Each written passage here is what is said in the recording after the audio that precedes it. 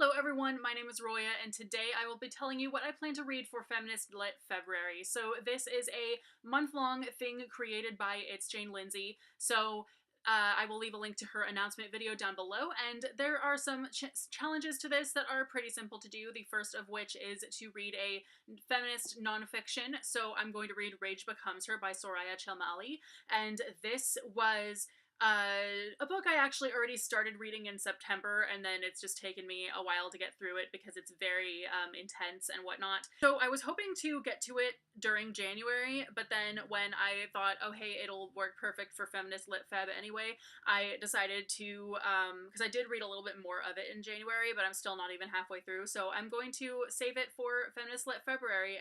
But anyway, this book is about basically the way that women are brought up differently from men when not even intentionally from any adult's point of view necessarily, but women are taught at a very young age to not express their anger, and what sort of things, you know, complicate people's lives from there on. So it's a very interesting read.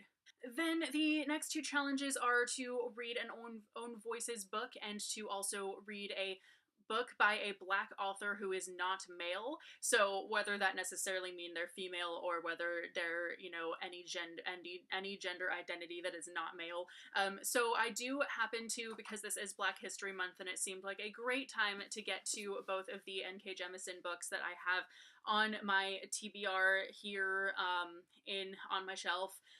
So I think that these would be perfect for those challenges. So here we have The Stone Sky, the last book in the, what is it called? The Broken Earth trilogy. And I'm really excited to get to this one because apparently it makes everything that happened in the first two books make a lot more sense, and it makes the really weird second person point of view make a lot more sense, and I'm definitely very excited for that because I did not get the second person point of view. That was like the thing that made the first book in particular just not as good as I think it could have been, and so I'm pretty sure that once I read this one I will totally understand why that choice was made. The Broken Kingdom is the second book in her other series that I forget the name of, the Inheritance trilogy, I believe it's called. I read the first one forever ago, and it is definitely my favorite N.K. Jemisin book, and I've been really excited to continue the series, and I just never got around to it, so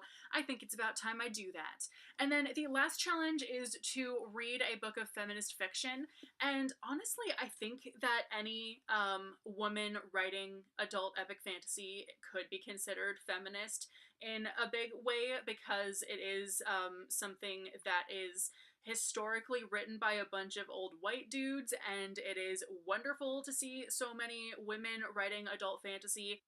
And actually, both of these books do have powerful women in them, so I would count that as feminist fiction, I guess. So anyway, those are the three books that I plan to read for Feminist Lit February. I will leave a link to Jane's announcement video down below. Let me know if you read any of these books, what your thoughts are, etc., etc. Thank you guys so much for watching, and I will see you very soon with a new video. Bye!